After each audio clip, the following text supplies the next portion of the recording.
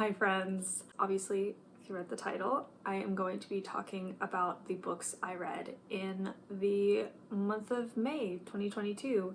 So yeah, this month was a really big reading month for me. I read 10 books this month, which is a lot. I don't normally, I normally read a lot, but I normally don't read that many books. Do I have anything else to say before we get into it? My name's Nicole. Yeah, I think that's it. Oh, also this is going to be a no spoilers review, just kind of like me generally giving like a little summary of the book and then what I thought about the book. Let's start with the first book I read this month, which is actually a series. I read the Gilded Wolves series. I'm not sure if like these three books have like a series name, but I read the Gilded Wolves, the Silvered Serpents, and then the Bronze Beasts.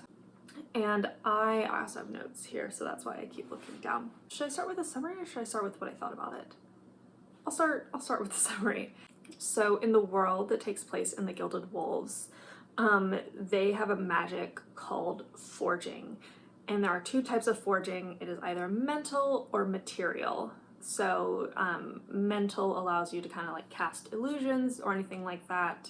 And then material allows you to use materials like water and metal to make them into different things. Sort of control that element a bit and be able to manipulate it to do what you want it to do. In this world, they believe that their forging came from the biblical Tower of Babel.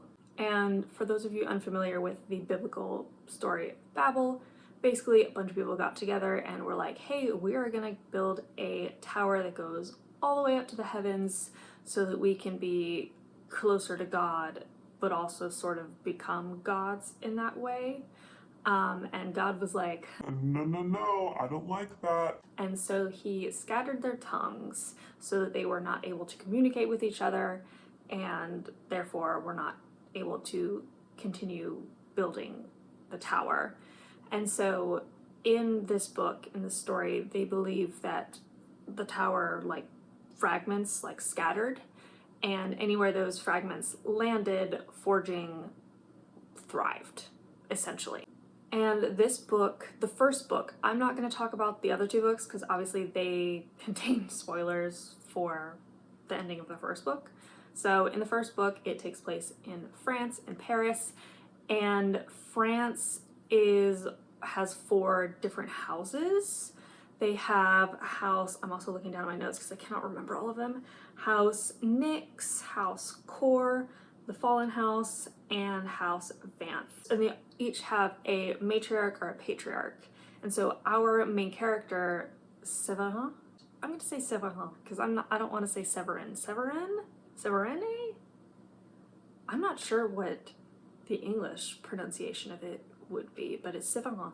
We meet our main guy, Severin, and he's got a bone to pick with the Order, which is like the people, like the keepers of the Babel fragments, essentially. He's got a bone to pick with them because he was supposed to be heir to House Vanth, but they did a little test to confirm him as patriarch, and the results were falsified, and so his house is no longer.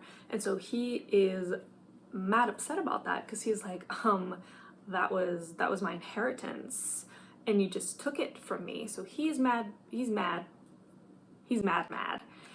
and he is on a mission to like just steal all the things that he believes is rightfully his and a little more, because he is just not happy with the Order. He is like, they took from me, so I'm gonna take from them. And so with this, we kind of meet all of our main characters. Obviously, I said Severin. He is the would-be heir of House Vanth. And he is also a wealthy hotel owner. So he's got the money to fund his little heists that they go on.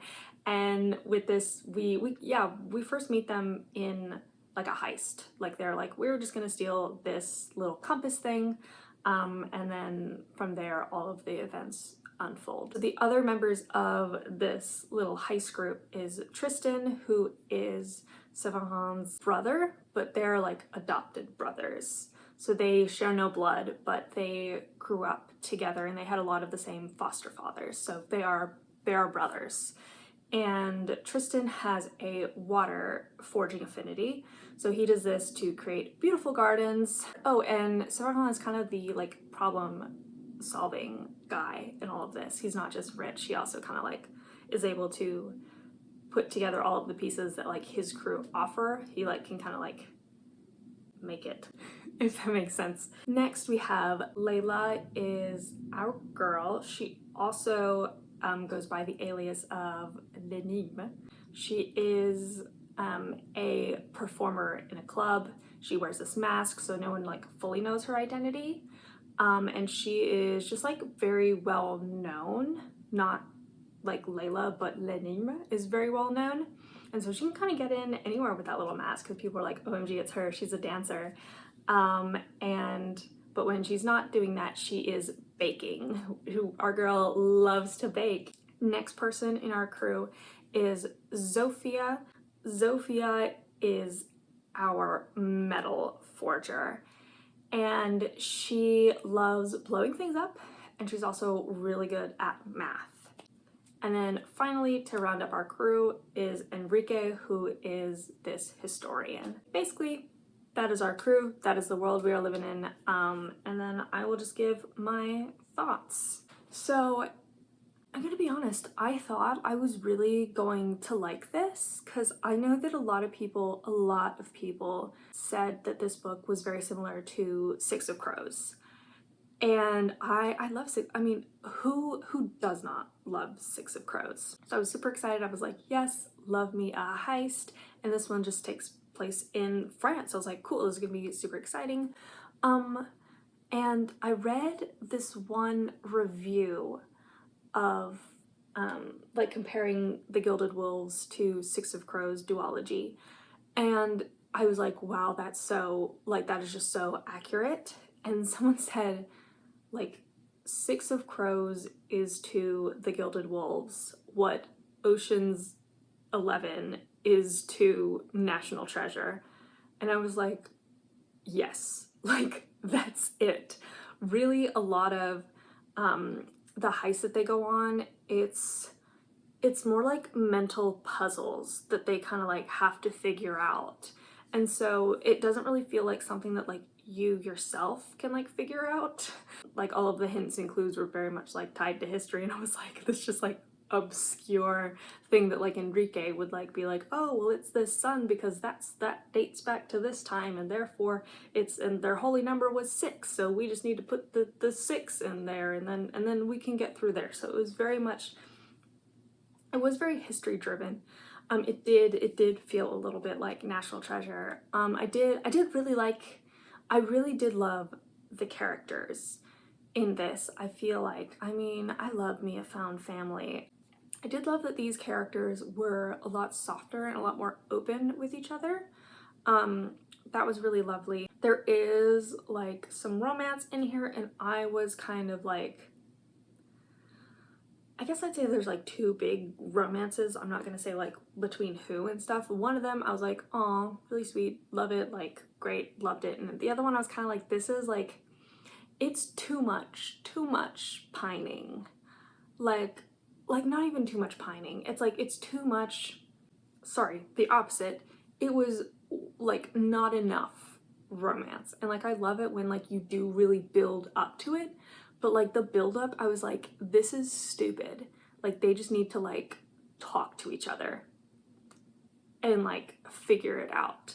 And I hate that. I hate like the miscommunication trope. This isn't really a miscommunication trope, but like I hate it when characters like just like don't talk to each other about like what they're feeling when there's like no reason that they shouldn't. Like I understand it's like, you know, true enemies to lovers. This is not an enemies to lovers but in like enemies to lovers and stuff, like they can't really talk about how they're feeling because there's like extenuating circumstances. This didn't feel like there were that many extenuating circumstances. It's like guys just talk to each other. Maybe just like, since you guys are friends, maybe just like let each other know like what's going on, and like if you give them all the pieces, maybe you guys can like help each other out. So I didn't love that. Honestly, I hate like rating books like with stars and stuff, but this one, it was enjoyable. I don't know if I'd read it again. If you love like National Treasure or anything like that, this might be right up your alley. Some of the world building was slightly confusing to me, but I did find it really interesting that they did like take a biblical story and like make it magical.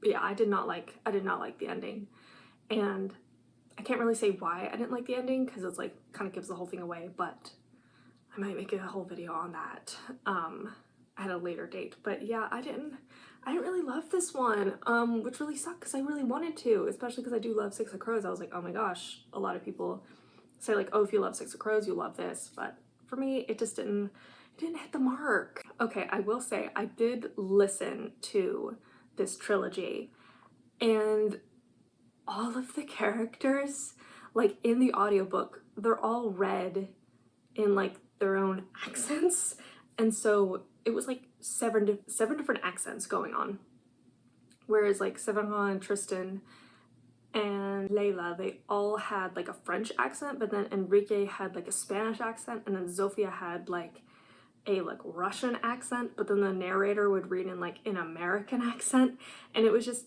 it was nice at sometimes because it's like, okay, I like just knew who was speaking based on their accent, but it was kind of like a lot at some point. I'm like, I am just listening to this entire book, this man like read in English in a French accent.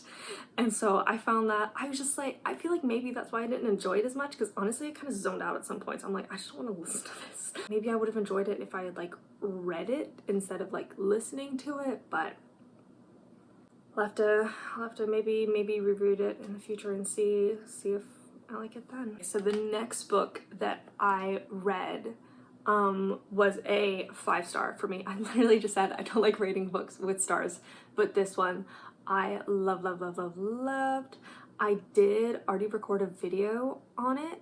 I'm not sure if it'll come out before or after this, but it'll be here sometime.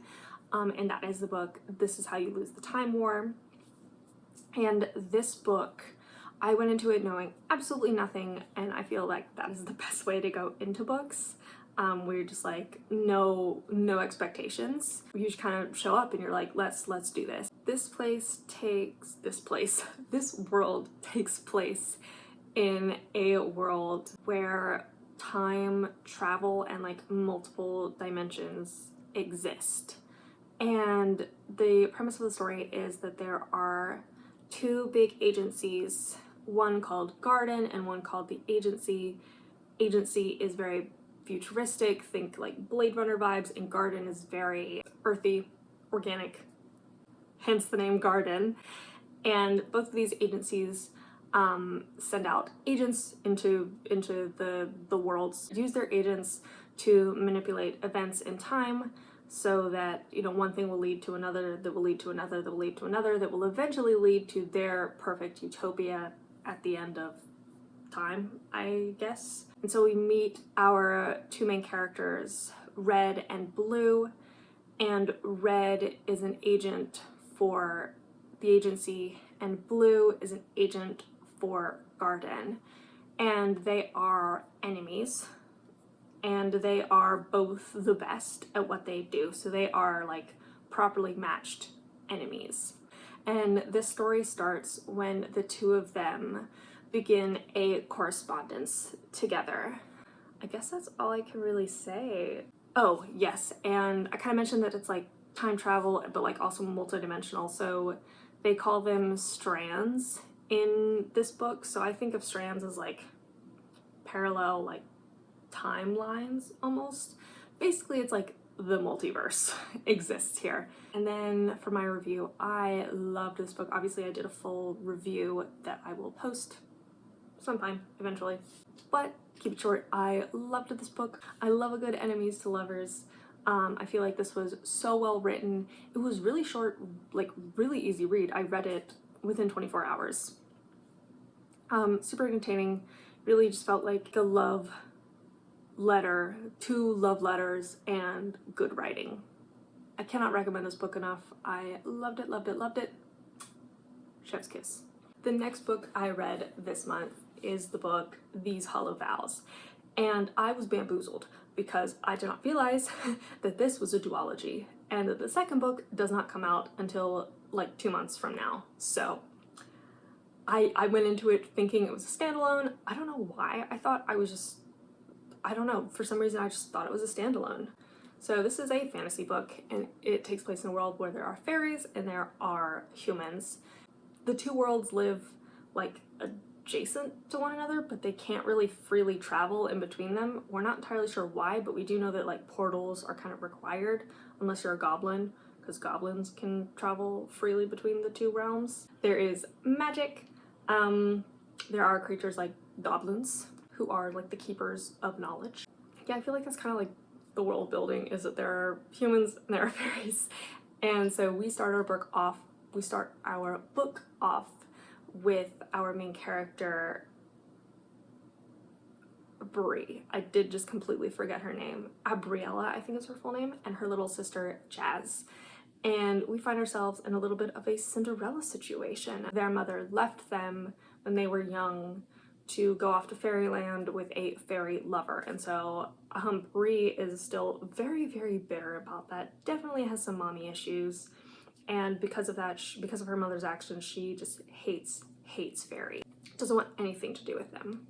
And because their mother left, they were kind of given to their uncle to, yeah, like their mom was like, bye, so their uncle just kind of took them in.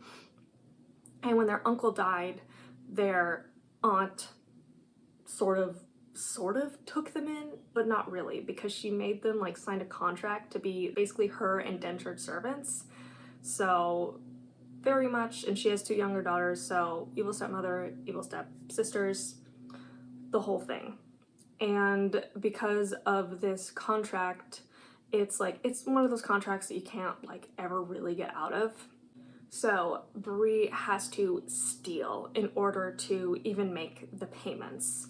And even at that point, she is just like never really gonna pay back her aunt, but she still, you know, is stealing. And she is a pretty good thief. She knows a little tiny bit of magic because her next door neighbor, who she has a massive crush on, is a mage's apprentice, and that is their one little light in this horrible lives they're kind of living besides each other, is Sebastian. And so the 3 of them are kind of like, you know, all friends and stuff, and Brie, like I said, has a massive crush on Sebastian, but is like, oh my gosh, he's like the hottest boy ever, and so like he'll like never feel the same way about me.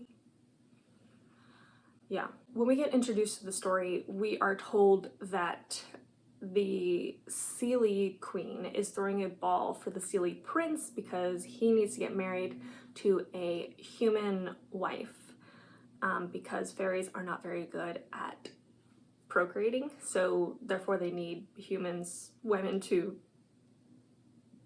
kind of act as surrogates for the fairy line. So that's going on. Jazz really wants to go because she's like, oh my gosh, we could go like find a really nice fairy who will like just pay off our debts. And Brie is like, are you kidding? I don't want to do any, like, I don't want to even see a fairy. Like, I hate fairies. Like, absolutely not. We are not going.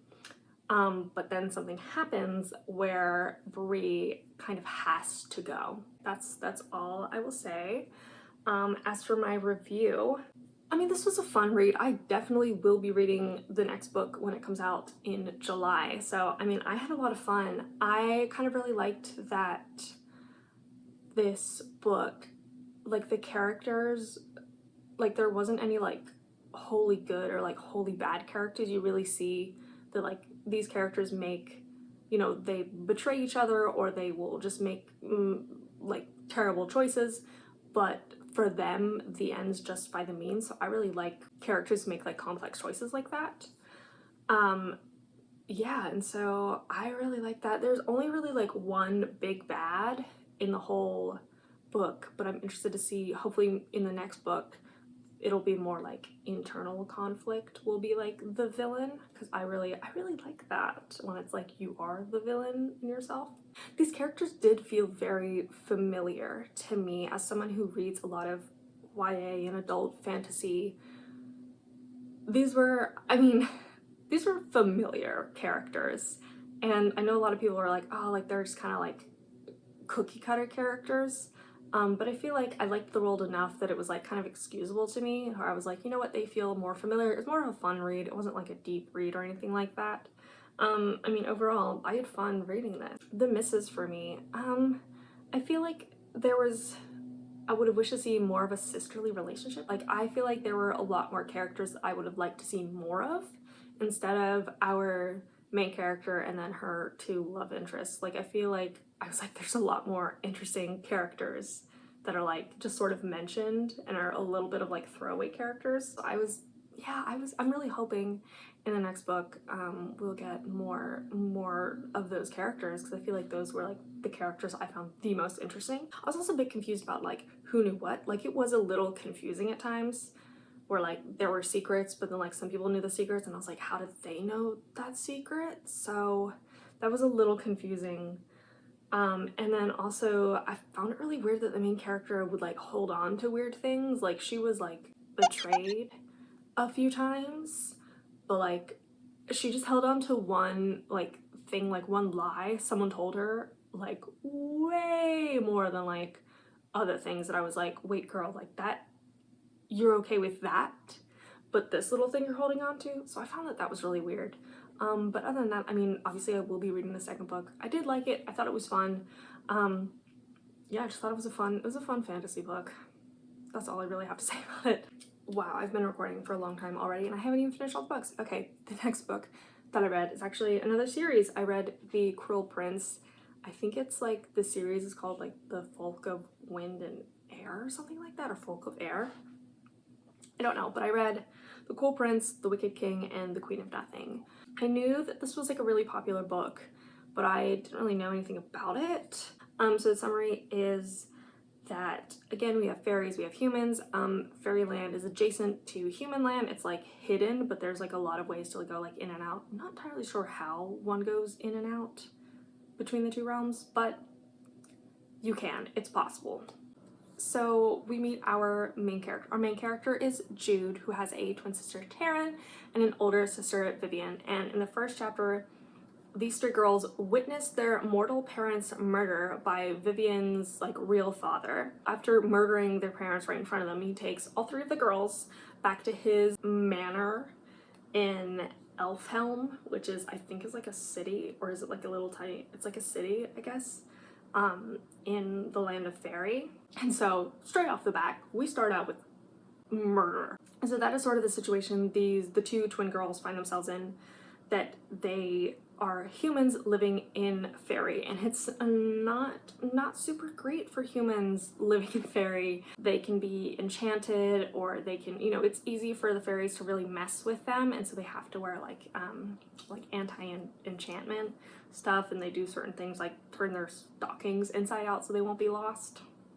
Yeah, the story really starts like 10 years after the murder of their human parents, and they are just living their lives. They're going to school with all of the other like noble children, which none of the other humans like do, so they are the only humans in their class. And they are bullied. They are bullied a lot, especially by Prince Carden and his little group of friends. And so they are, you know, not having the best time, but like this is all they know. Like for them, fairy is home, versus Vivian really wants to go back to the human realm. And in this, they know that once they are adults, they have to like earn their place at court in order to stay in fairy. And as I said, they both want to stay in fairy. And so Jude wants to become a knight to like earn her place, and her sister Taryn wants to marry. That's kind of how the story starts unfolding. The king is about to kind of relinquish his crown to one of his heirs, It doesn't have to be the oldest. He kind of gets to pick. I think he has 6 kids, and Cardan is the youngest. That is kind of what's going on politically at the moment, is that Prince Dane, the 3rd oldest, is the most likely to take the crown. Politically, everyone's gearing up for a change in the monarchy. So basically, that is like the world we're living in right now. Yeah, I can't really review the other 2 books because obviously it will spoil what happened in the first book, but I found the world building a little bit confusing. I love like hidden magical like realities within our like normal world. Like for example, the Shadowhunter series, or like Harry Potter, where it's just like our normal world, but then like hidden is like a fantasy world. I love that.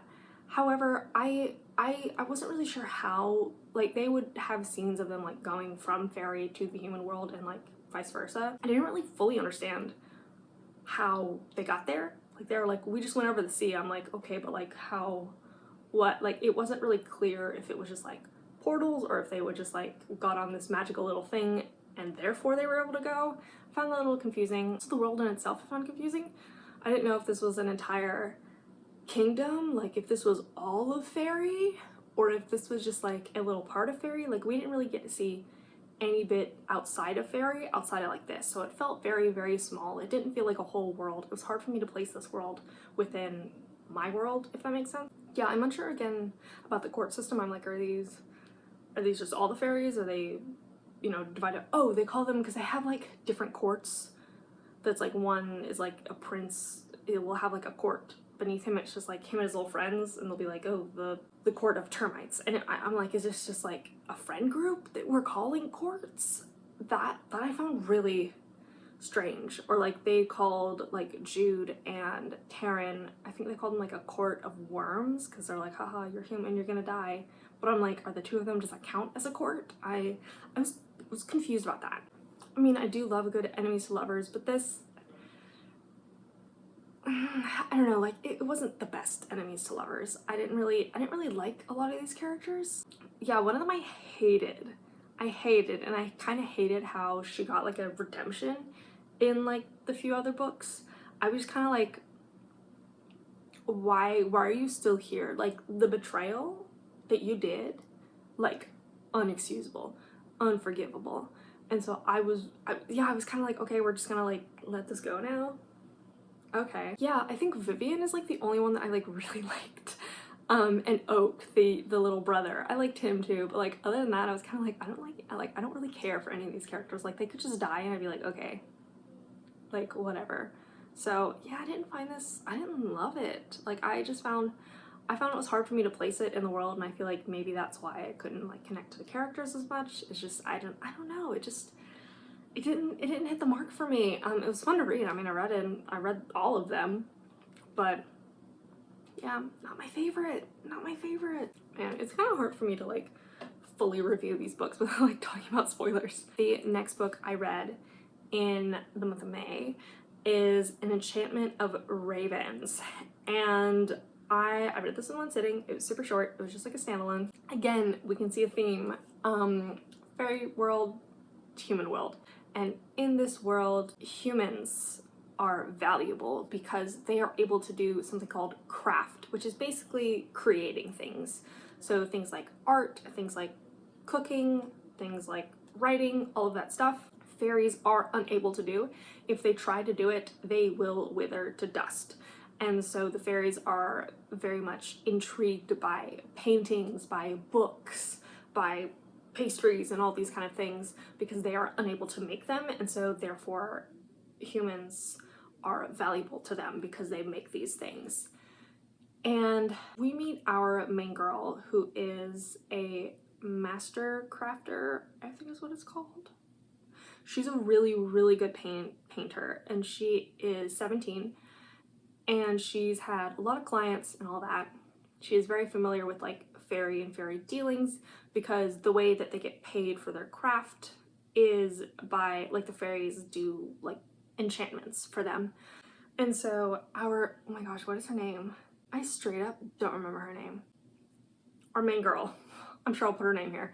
Our main girl is, like I said, fantastic at painting, and she hears that the Prince of Autumn wants to have a portrait done of himself. And so she does, you know, she does his portrait. They get to know each other over a few weeks. She is like, oh my gosh, he's great. And then she sends the portrait off, and in the portrait, she has painted humanity in his eyes. And so he takes this as a defense, and he's like, comes and gets her, and he's like, we gotta go to trial so that, you know, you can tell them that you tricked me, and it's, you know, it's not my fault or whatever. And that is, I mean, that's kind of the situation we find ourselves in. It's a really short book. I didn't love this book. I thought it was a great idea. I did love the idea of like fairies, that they're immortal, but they are unable to create. They are, you know, they don't die, but they don't like actually live.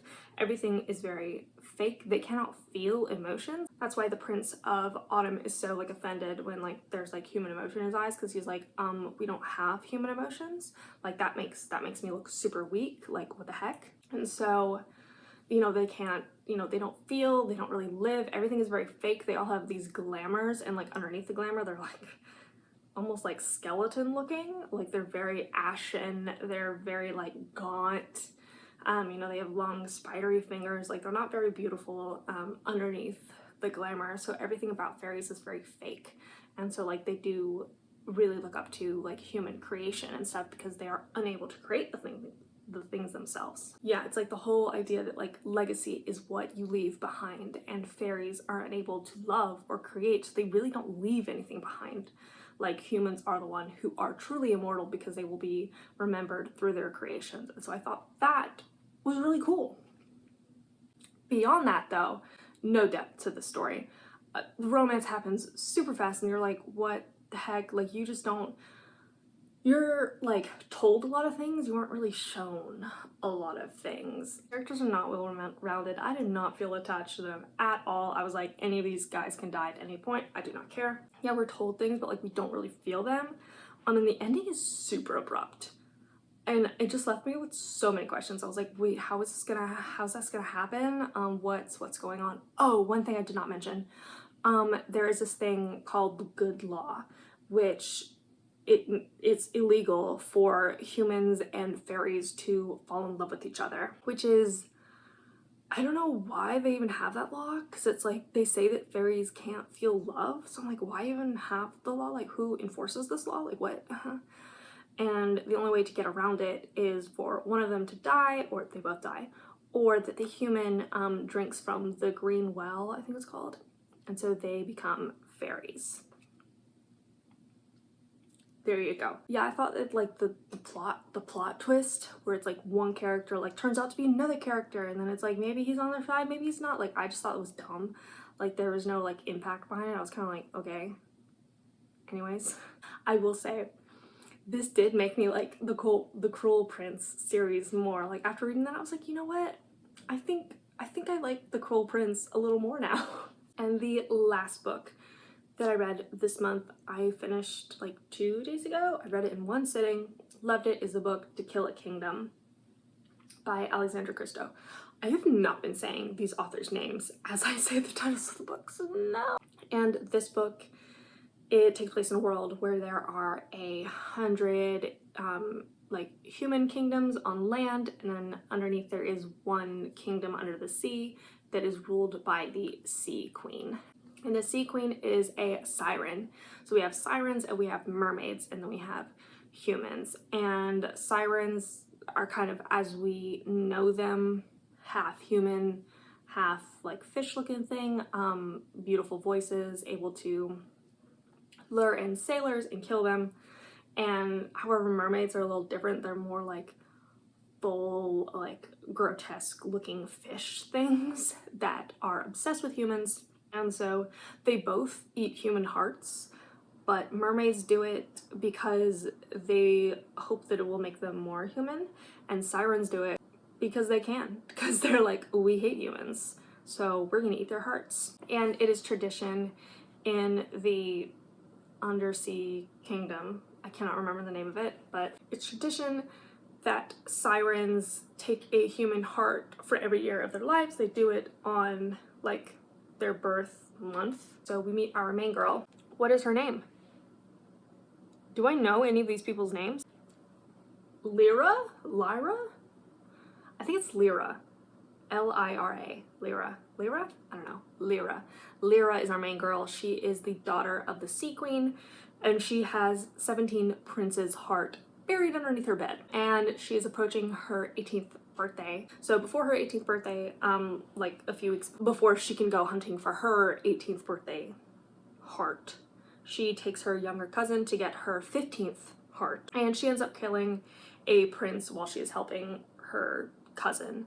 And Sea Queen is not happy about this. She's like, girl, you have to do it during your birth month. Like, you disregarded my rules. I'm upset with you. She's just kind of upset at her daughter.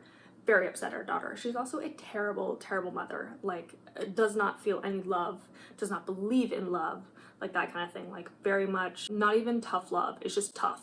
She's like, you better be a bad bee if you want to be a siren. Otherwise, you do not inherit my throne. So Lyra's all upset. She's like, oh my gosh. And she's like, I know what I'm gonna do. I'm gonna go kill the pirate prince who is known for killing sirens. And I'm gonna bring back his heart, and my mom is gonna be all happy with me. So she goes, she tries to get him. She ends up, like, when she kind of goes to rip out his heart, she kind of lingers a little bit longer, kind of like looks at him a little too like long, and then guards appear and she is unable to kill him. And her mom approaches her and is basically like, oh, because you didn't kill him, you basically saved him. You saved the person who was responsible for killing a lot of our kind. I'm really upset with you. Therefore, I'm going to turn you into a human.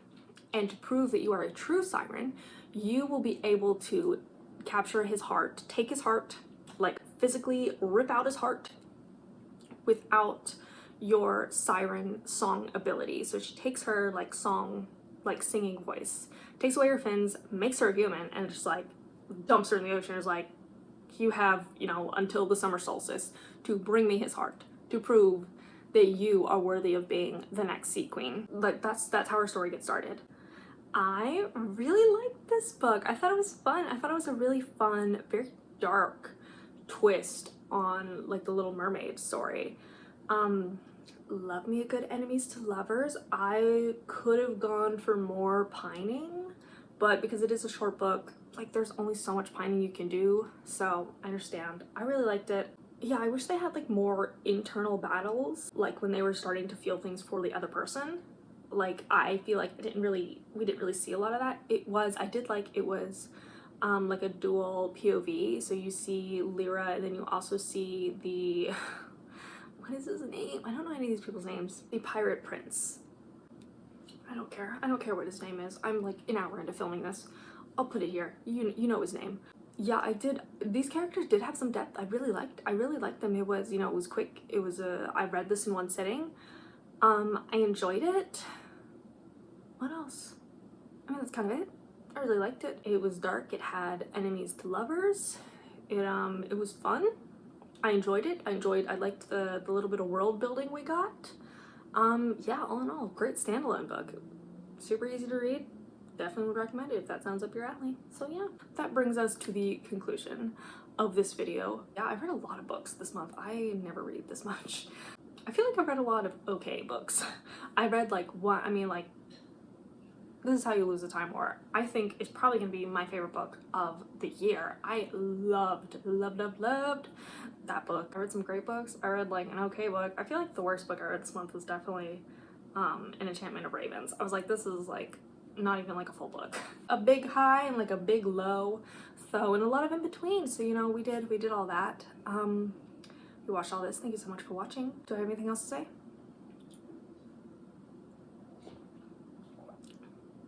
No. So take care of yourself. Drink some lemon water like I have been.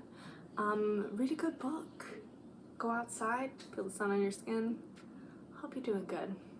Bye.